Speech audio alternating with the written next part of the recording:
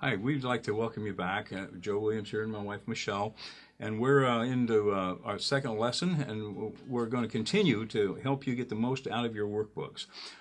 As we referred back to last week a little bit here with our the natural direction of marriage is to separate.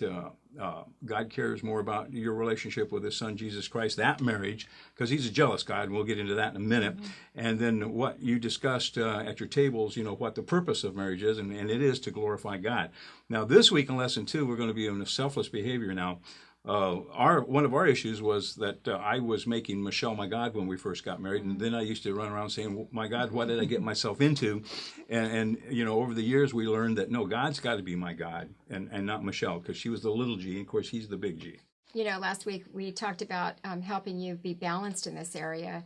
And what we found is that in most marriages, especially when they're in crisis, is that people err on one side or the other. They either try to play God like I was and trying to meet all of Joe's needs, or they come into the marriage very selfish and self-centered, wanting their spouse to meet all their needs. Of course, they come together as a couple, and then God often uses those stressful circumstances to get the people's attention.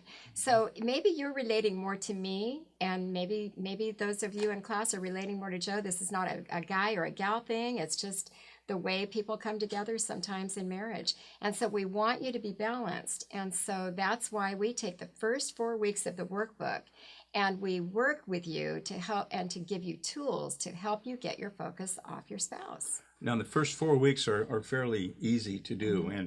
And how I help myself with my focus, as you notice, I have some big rings here. Actually, it's not one ring, it's 2 rings.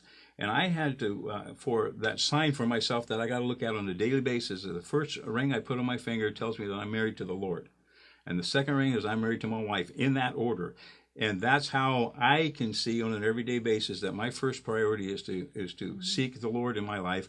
And it works that out through me, His behavior, which is helping our marriage and helping Michelle. And so it's really important that that's one of your self-nurtures, if you can do, just try that. Some of you guys go get another ring, or just wear one ring, but remember, you're married to the Lord.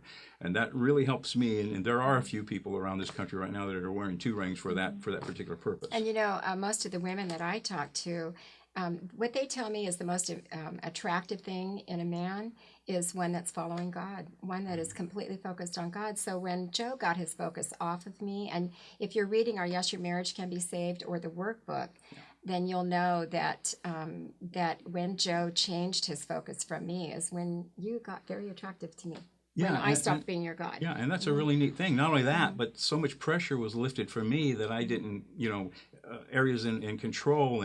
And when I start, seeking the Lord first in my life in that marriage, then He seems to heal everything else. So I place my wife in His hands, and she places me in His hands, and we let the Lord take care of that, And this is not selfish. This is not unchristian that we're telling you. In fact, we want you to take a couple minutes right now and at your table, or we want you to reflect, and we want you to go to Philippians 2:4. And we'll talk about that when you come back. Would you please look up that scripture and talk about it at your table for just a few minutes?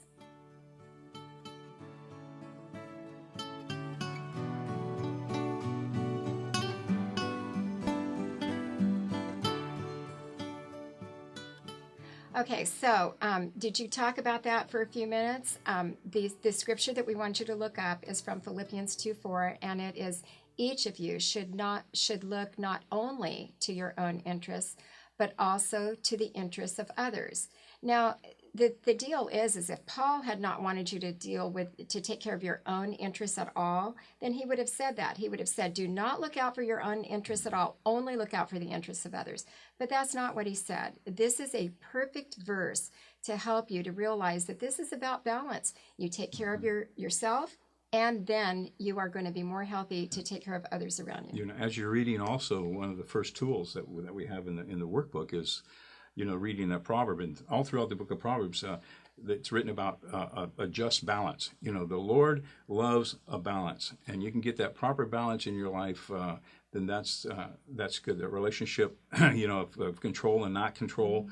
But we need to be, and especially us men, we need to be in His control, God's control. So the tool that you're going to discuss in just a few minutes at your table, 2A, encouraging your spouse. And so we want you to write a note of encouragement, if possible, to your spouse, and help your spouse to do some of those self-nurture lists. And that's kind of a hard thing for guys to do. And we probably don't sit around a lot and write encouraging notes, but if you can, do it. At least we know we can pray for a spouse. So be doing that for sure. So next week, we'll see you back. Do your best to do your homework, do your best to read, but you know what? Even if you can't, come back, because the support in your group is really important. And by the way, don't forget to follow those guidelines when you're talking around your table, because you know what? Helping around your table too much, you're going to err on that side of playing God in other people's lives too, not just your spouse. So let God work on those at your table while the Lord shows them what they need to learn. And God bless you, and we'll see you back next week. We'll see you next week. And remember, we're praying for you, and thank you for your support.